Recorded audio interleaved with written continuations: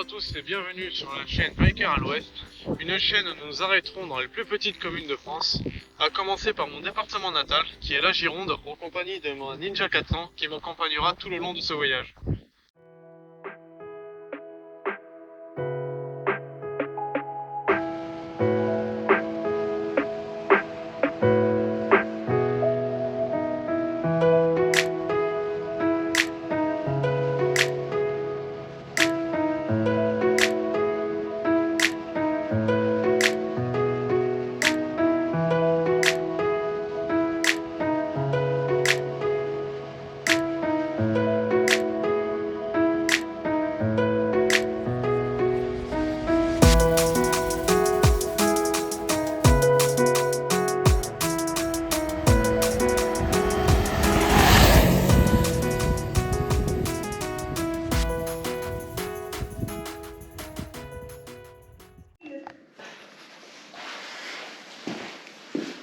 Bonjour Madame le maire, donc vous êtes le maire de Bossugan, donc la commune la moins peuplée de Gironde. Voilà.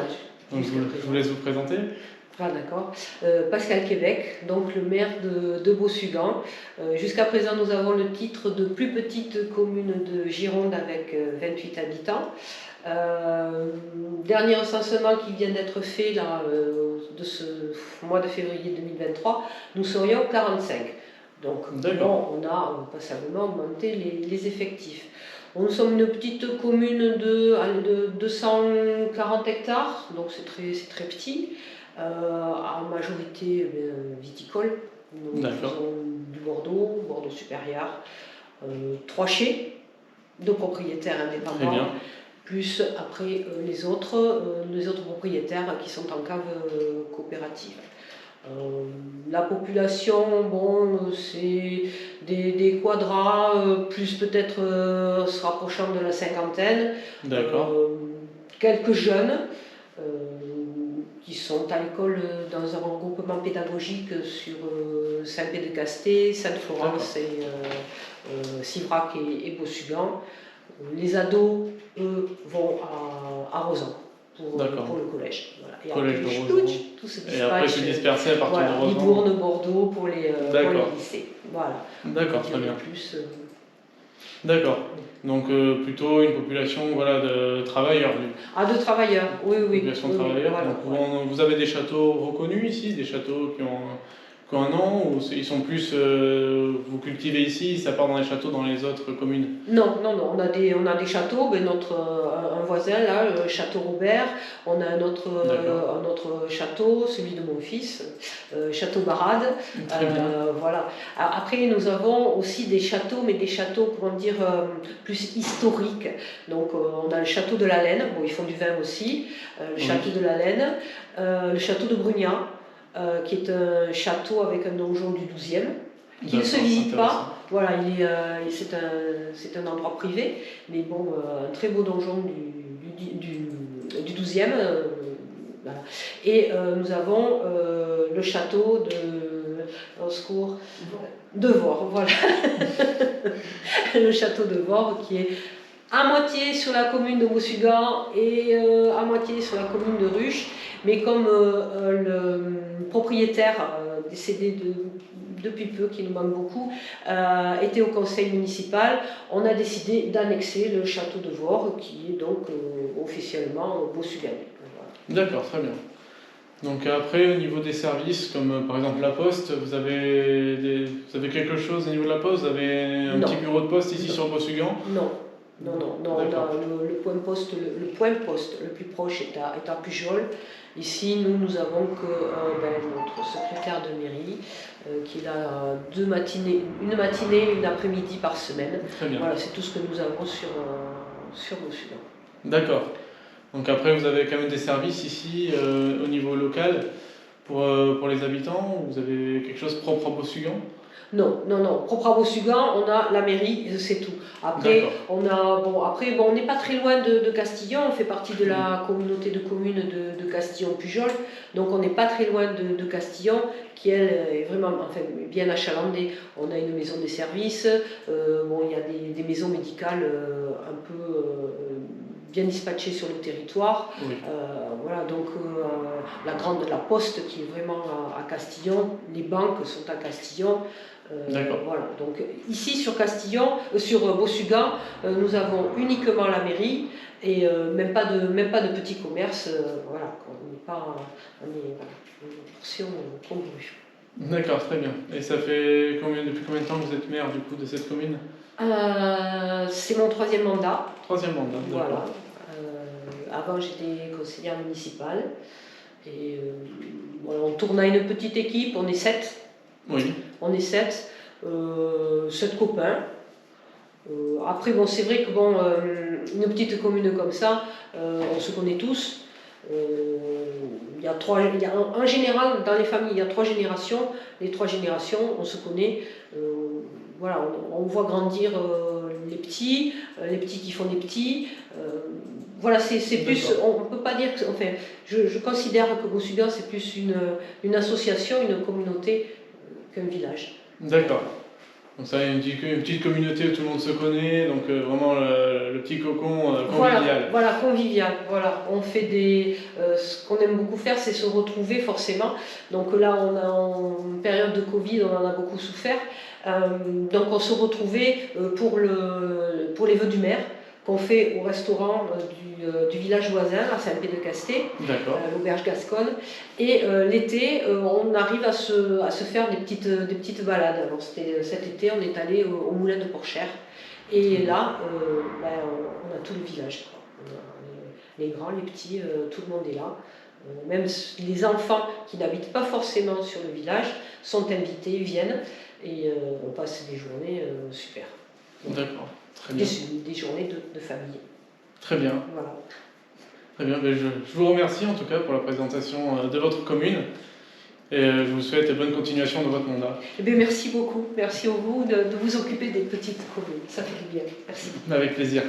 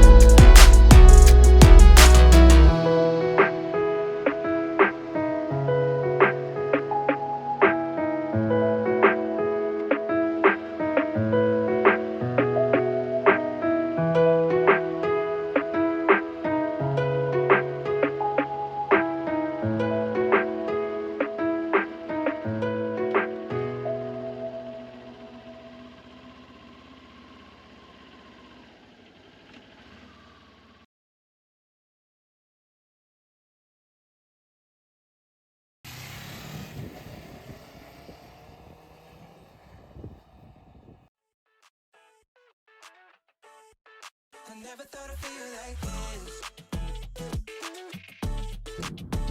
Yeah.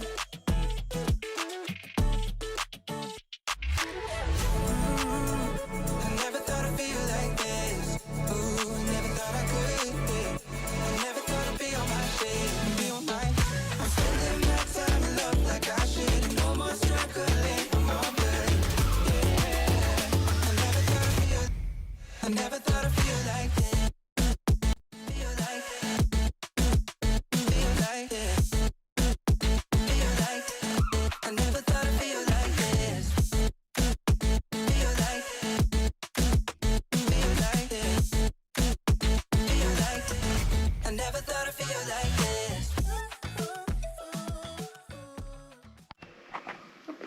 Madame le maire, bonjour.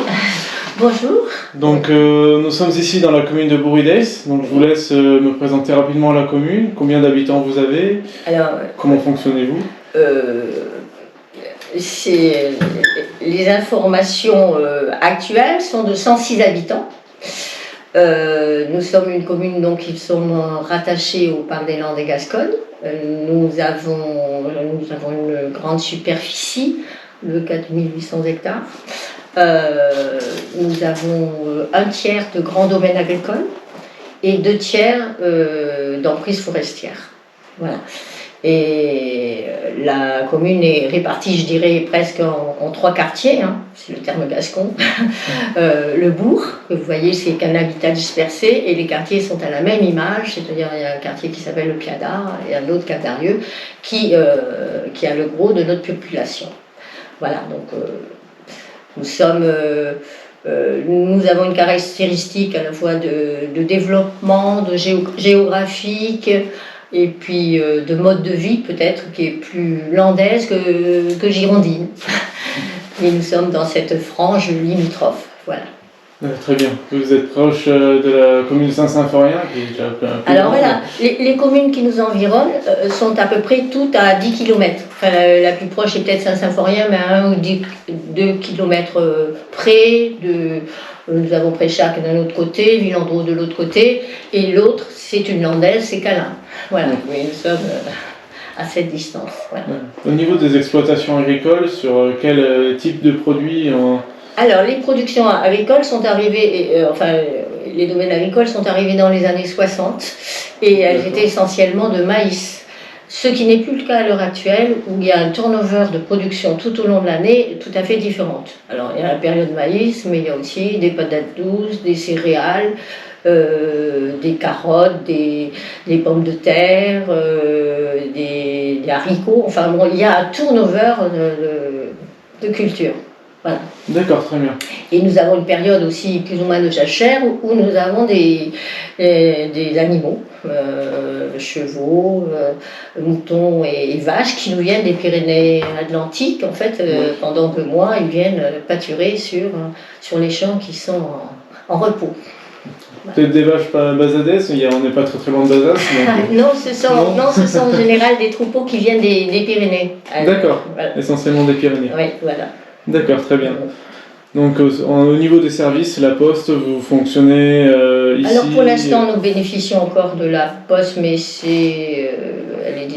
nous avons une Poste sur Saint-Saint et puis une agence postale sur Villandreau et une sur Bréchac. Donc voilà, on a le facteur qui fait toujours sa tournée pour l'instant.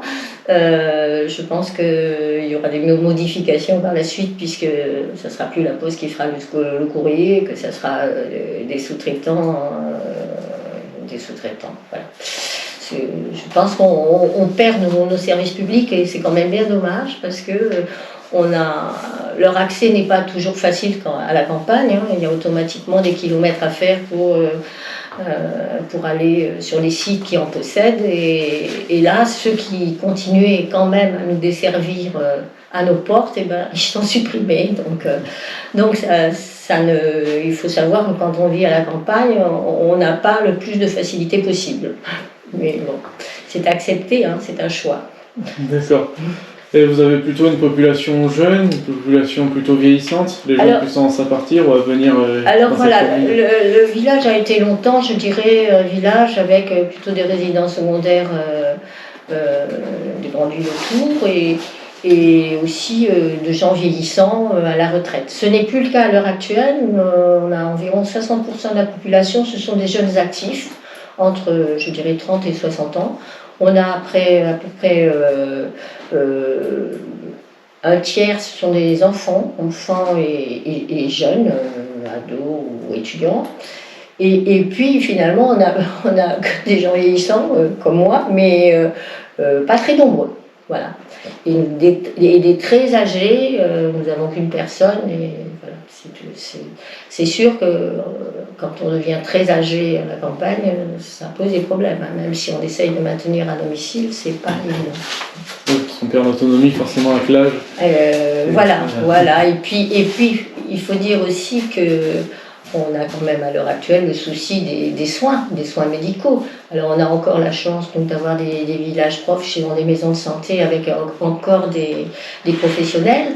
Il y a notamment à Saint-Symphorien, les médecins sont proches de la retraite, se pose le problème de leur remplaçant.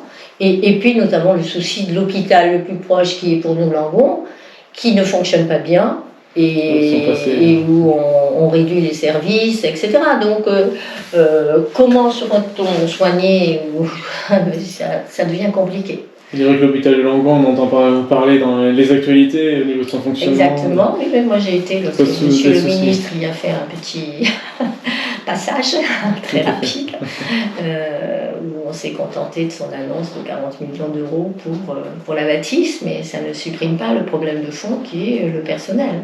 Quand on n'a plus de personnel, comment on fait? Et ça, je ne veux pas être critique, mais ça c'est des choses qui se prévoient et donc qui pour moi ont été prévues. Je me demande dans quelle mesure ça n'a pas été voulu pour amener un système de santé, le transformer d'une certaine façon, enlever beaucoup plus de soins apportés des gens, peut-être. Moi, je me pose des questions. La libéralisation de tous les services pour qu'ils deviennent plutôt marchands que à la portée de toutes les bourses, c'est quand même un type de société qu'on a voulu. Enfin, qu'on a voulu. Et qui maintenant, on voit, on arrive à un aboutissement qui, quand même, à mon avis, pose problème, parce qu'il y a un sacrifice d'une partie de la population. Ceux qui auront toujours les moyens, les ressources et tout ça, ça ne les gênera pas trop, mais il y en aura beaucoup qui resteront à la porte. Donc c'est pas une société très attirante, à mon avis. Ça renforcerait donc à vos yeux les inégalités qui sont déjà assez présentes. Ah oui, mais vous savez, quand on regarde actuellement où on est notre pays, on a du mal à avoir des lueurs d'espérance. On a traversé des crises entre la pandémie où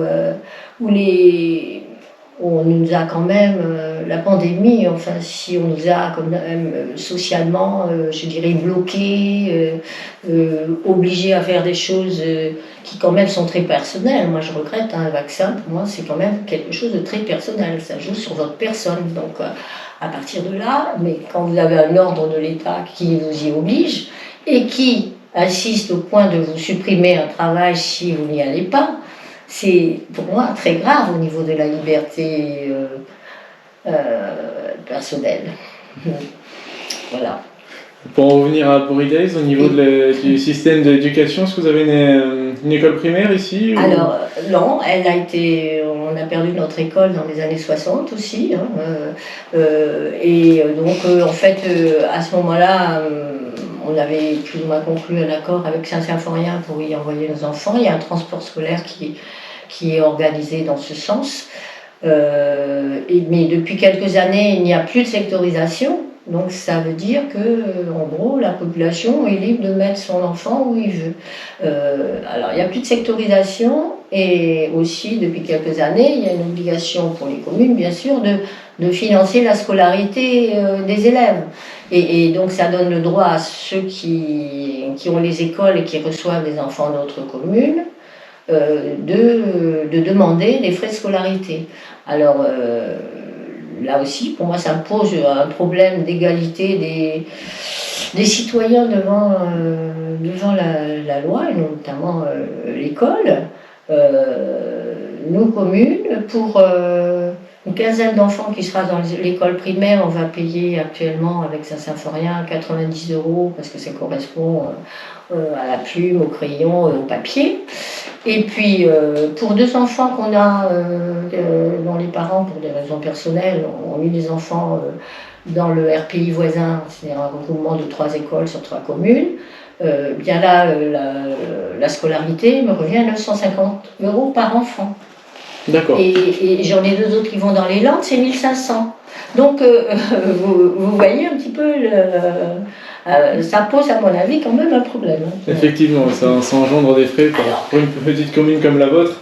Oui, mais à la limite, c'est vrai que si j'avais une école, je devrais payer sûrement beaucoup plus.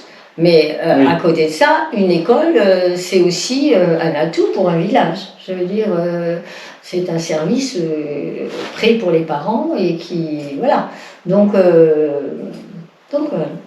je trouve que là, on devrait. C'est pas que je regrette les sous que je mets pour l'école, hein, je veux dire. Mais je trouve que tout le monde n'est pas à égalité par rapport à ça. Ouais. En plus, il y a le transport scolaire, mais dernièrement, moi j'ai appris que par exemple, les enfants de maternelle ne pouvaient pas rentrer dans le minibus.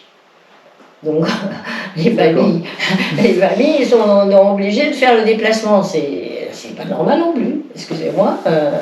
L'école est gratuite en France, elle est de moins en moins d'ailleurs, entre guillemets, parce que maintenant le transport scolaire, c'est souvent les familles qui le paient, enfin voilà. Là aussi, il y a une différence entre la ville et la campagne, à ce niveau. Oui. Mais on l'accepte, je pense que dans la mesure où on fait le choix de vivre à la campagne, on sait que la vie sera plus dure, qu'elle demandera plus d'autonomie personnelle et de ressources personnelles. Voilà. Très bien. Je vous remercie en tout cas d'avoir consacré de votre temps. Non, avec plaisir. Moi, je suis toujours content quand on vient dans ma commune. Je vous souhaite bonne continuation pour la suite. Oui, et une excellente journée à vous. Oui, merci. Ah, le lac est quand même assez grand. Hein. Je sais pas si on voit bien sur l'image, mais il s'étend jusqu'au fond là-bas. Ici, on a la mairie. Ici, vous avez l'église.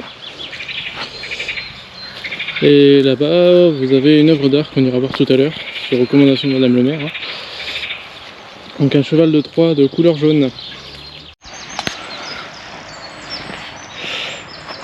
Donc là, je suis de l'autre côté du lac.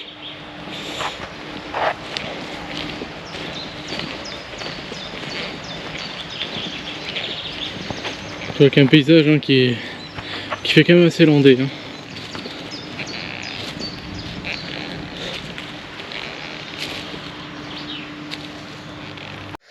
Donc de Bruno Penado, du cheval de Troie jaune. Or jaune pour rappeler la production de maïs ici localement sur Bruy Days. Donc sur information de Madame le maire, l'artiste s'est inspiré de la culture grecque qui lie le cheval au vaisseau, au bateau quoi tout simplement. Donc le fait de l'avoir posé sur un lac.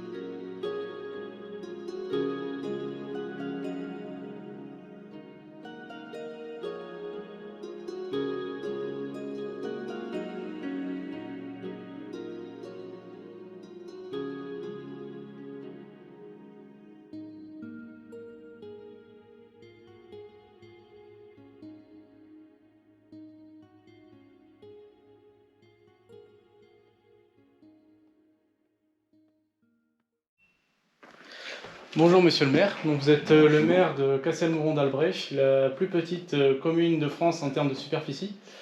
Donc parlez-nous de votre commune en termes donc de combien de population il y a, comment elle est desservie sur les services comme l'éducation, la poste. Alors, Castelmauron fait 3 hectares, la plus petite ville de France, commune de France, vous l'avez dit, fait 3 hectares 100, 140 exactement. C'est-à-dire que c'est plus petit que la place de l'Étoile à Paris. Elle a une cinquantaine d'habitants, 48 votants, 50 habitants à l'année. Au point de vue scolaire, nous dépendons des établissements de Sauveterre ou Montségur. D'accord. Nous sommes sur le canton des Bastides, c'est-à-dire qui va depuis La Réole jusqu'à Pineuil. Nous sommes partie du canton des Bastides, de la 12e circonscription. Très bien. Ensuite, nous sommes surtout une population qui change beaucoup en ce moment, plutôt âgée bien sûr, hein. Il y a beaucoup de retraités, pas trop de résidents secondaires, des retraités et quelques actifs hein, aussi. Hein. Nous avons une vie associative très, très riche. Nous sommes en train d'accueillir à travers des locaux des artisans d'art. La commune de Castelmauron a une activité estivale très forte puisque nous avons une population d'estivants importante. Nous avons énormément de visites parce que c'est un village médiéval, c'est un village qui a une histoire prégnante, ça se visite, il y a une visite qui dure à peu près 1 heure, 1 heure et demie, qui est très intéressante. C'est un village qui appartenait, pour entrer un petit peu sans entrer en détail dans l'histoire, mais qui appartenait aux Albret, à Jeanne d'Albret, laquelle Jeanne d'Albret était protestante. Donc nous avons ici dans le village le dernier temple protestant encore debout dans l'entre-deux-mers. Tout ça, ce sont des curiosités qui passionnent le tourisme et surtout les enfants aussi. Nous avons en dessous vos pieds, sous la mairie, des prisons, puisque le bâtiment où vous êtes, c'est la sénéchaussée, c'est-à-dire c'est là où habitait le sénéchal, qui était le représentant du roi, c'est-à-dire que Castelmauron était en fait la préfecture. Son domaine allait depuis les portes de Libourne jusqu'à Bazas, jusqu'à l'entrée des Landes. Et c'était donc protestant. Il y a eu la guerre de religion, il n'y a pas eu la guerre de 100 ans ici. La guerre de 100 ans a effleuré le territoire, mais il n'y est pas rentré. Par contre, nous avons eu une guerre de religion qui a duré assez longtemps et qui a été assez meurtrière. Voilà, nous avons eu, alors après, une curiosité, c'est un village qui était viticole entre les deux guerres. Maintenant aussi, mais surtout entre les deux guerres, il y a eu un phénomène particulier, il y a eu le phylloxéra. Et toutes les vignes ont été anéanties. Les paysans, donc, n'ont plus eu de quoi vivre. Et le maire de Montségur, qui était un chimiste averti, leur a proposé de créer, enfin de cultiver dans le territoire les pruniers, c'est comme ça que les pruniers sont arrivés, et le tabac. C'est pour D'accord. ça que vous voyez souvent, vous voyez beaucoup de sécheurs à tabac dans la campagne, ça date de cette époque-là. D'accord. Après la guerre de 40, je continue, après la guerre de 40, sont arrivés les réfugiés italiens. Et comme les terres avaient été abandonnées pour cultiver le tabac et les pruniers, tous les coteaux avaient été abandonnés. Et ce sont les Italiens qui ont réimplanté la vigne dans ce territoire. Ce territoire, je parle des Italiens parce que ça aussi c'est très prégnant, on appelle, enfin, on baptise un petit peu ce territoire comme la Toscane girondine. C'est très vallonné, c'est doux comme paysage, et ça ressemble beaucoup, pour ceux qui connaissent, ça ressemble beaucoup à la Toscane italienne. Voilà, globalement et rapidement l'histoire, Voilà. pas l'histoire, mais la description un petit peu de ce village. Donc il y a quand même une belle chronologie ici à Castelmoron. Oui, En termes d'histoire, il y a quand même pas mal de choses, et puis on le voit oui, quand même oui. c'est un village médiéval qui a quand même conservé pas mal d'architecture. Ah, c'est resté pratiquement, pas intact bien sûr, mais toutes les bâtisses sont d'époque, oui. Alors, il y a toute une partie qui est médiévale, vraiment médiévale. D'ailleurs, quand étaient fondées les premières constructions, ont été faites par les... ah zut, ça m'est sorti de la tête. Mais c'est très médiéval. Et ensuite, il y a toute une partie du village qui a été construite sous Napoléon Ier. D'accord. Il y avait un château ici qui a été démoli, par Mazarin, qui est passé une fois, et qui a été, pour l'anecdote, il a été mangé par les moustiques et embêté par le croassement des grenouilles la nuit. D'accord. Quand il s'est levé, il a dit rasez-moi le château. Voilà, bon, ça, ce sont des historiettes de village, mais voilà, ça s'est passé vraiment comme ça. Ce que je voulais dire, c'est les Templiers qui ont créé les premières bâtisses à Castelmoron. Il y a encore des traces. D'accord. D'accord. Alors j'ai vu qu'il y avait également une poterie, qu'il y avait pas mal de boutiques d'art ici. Alors, voilà. Alors, actuellement, donc, il y a beaucoup de tourisme. Il y a l'office du tourisme qui est implanté. Et au point de vue artisanat, il y a les potiers qui sont là depuis une vingtaine d'années déjà.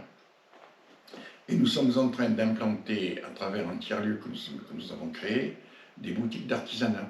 D'accord. Mais d'artisanat, non pas d'artisanat lourd, mais d'artisanat, genre couturière, accordeur de piano, tout ce genre de choses. Et actuellement, il y a des bijoutiers, toute espèce d'artisanat d'art qui c'est très intéressant et très valorisant pour le village. Et ça crée sur le plan économique une dynamique importante pour tout l'environnement de Castelmoron. D'accord. Voilà. Nous essayons de résister et depuis la période du Covid, on a un surplus de population, une nouvelle population qui est arrivée. D'accord. Ce qui est bien pour nous tous. D'accord. Est-ce que vous étiez encore moins nombreux avant Castelmoron? Non, on a été plus nombreux, mais il y a eu un affaissement de la population dans les années 60. Oui. Et maintenant, c'est en train de remonter un petit peu, mais surtout de rajeunir, de nouvelles populations qui arrivent. D'accord. Maintenant, la mobilité est certes un problème ici, mais quand même, les moyens d'accès sont plus faciles, on a le train pas loin, les routes ont été bien aménagées, donc les gens, notamment les gens de Bordeaux ou même d'ailleurs, viennent plus facilement en entre-deux-mers D'accord. qu'ils ne venaient avant, où c'était beaucoup plus difficile d'accès. C'est intéressant. Il y a aussi des industries aussi qui viennent, des entreprises qui s'implantent. Très bien. Quel type d'entreprise vous aviez Des petites entreprises. Alors en ce moment, on assiste à un phénomène curieux qui est tout nouveau. Autant le vin a tendance à baisser, la consommation de vin, on assiste actuellement à des créations de bières, de fabricants de bières. D'accord. Il y en a plusieurs ici dans le coin qui se sont implantés et qui font d'ailleurs de la très bonne bière. D'accord. Il y en a à Auriol, il y en a un peu partout qui s'installent et qui se mettent à faire de la bière. Et les gens consomment cette bière. Elle est très bonne, j'en ai bu, moi, c'est c'est étonnant que dans l'entre-deux-mer, on trouve mais oui, Ah, c'est intéressant, ça c'est donne envie, très intéressant. Ouais. ça donne envie d'essayer. Oui, il y a une mutation de pas mal de choses actuellement dans les campagnes. Très bien. Malheureusement, c'est intéressant. le problème récurrent, c'est quand même la mobilité, hein, parce que, notamment pour les familles qui s'implantent, les écoles, je vous dis, c'est sur terre, c'est Montségur, il faut une voiture, il faut... Voilà, Oui, mais donc, quelqu'un qui n'a pas de moyen de locomotion, ça serait peut-être plus c'est difficile. compliqué. C'est compliqué, oui. Ce sera toujours plus compliqué qu'en ville, ça c'est sûr. Oui. En Alors, campagne, ce qui est évident, c'est qu'on est en train, nous, les élus, d'essayer de réfléchir à une solution pour la mobilité, et on va trouver. Oui. On va trouver. On a mis, par exemple, on est en train d'essayer de mettre un blablacar local. D'accord. C'est-à-dire, la personne qui va faire ses courses à tel ou tel endroit, à Marmande, à Langon ou à La Réole, etc., on peut avoir, enfin, les gens peuvent se connecter ensemble de façon à être transportés. Ça, c'est quelque chose qui est tout à fait faisable. Très bien. Et tout ça, ça va forcément évoluer. Très bien, c'est intéressant. Ça montre aussi qu'il y a une petite cohésion aussi au sein du village. Oui, Qu'il y a bien sûr. une bonne entente, que tout le monde se connaît un petit peu, peut-être finalement aussi, dans un petit village comme celui-ci. Absolument, absolument. Et ce que vous faites, c'est très intéressant parce que ça nous permet, à travers vous, de présenter un petit peu nos contrées. Et on n'est pas des zombies, quoi. On sait vivre, on peut vivre bien. Et à travers le travail que vous faites de prospective et éventuellement de publicité que vous pouvez faire à nos villages, pour nous, c'est très valorisant et c'est intéressant. Je vous remercie. Et des gens et des jeunes comme vous qui s'intéressent à nos campagnes, c'est encourageant aussi. C'est très encourageant. Je vous remercie. En tout cas, moi, je suis Voilà. toujours très bien accueilli. Oui, Ici à Castelmoron, comme Bien ça l'a été à Bossugan et Bourrideis. Donc c'est Voilà. aussi pour moi un plaisir de venir rencontrer vos villages. Bien sûr. Et vous savez, il y a beaucoup de solidarité entre les maires des petites communes. Hein. Ah oui. Parce que si on n'est pas solidaire, on va se faire manger. Oui. Vous voyez ce que je veux dire? Donc, moi, je salue mes maires de Bossugan, de Bourrideis, tous les petits villages qui vous ont reçus et qui vont recevoir certainement bien d'autres villages. On a besoin de gens comme vous, comme on a besoin des touristes, on a besoin des gens, des artisans qui viennent vers nous, on a besoin de tout le monde. Et c'est pas exclusif aux grands centres urbains. Ah ben, c'est très gentil de votre part. Voilà. C'est très aimable aussi d'avoir pu m'accorder un peu de votre temps. Je vous en prie, c'est tout à fait normal. Hein. Vous venez vers nous, donc nous on est à votre disposition. Hein. Eh bien, ce fut un plaisir. Voilà. Merci, monsieur le maire. Je vous en prie. Et merci pour plaisir. cette découverte du village de Castelmoron d'Albret. Et bonjour à tous qui vont me regarder.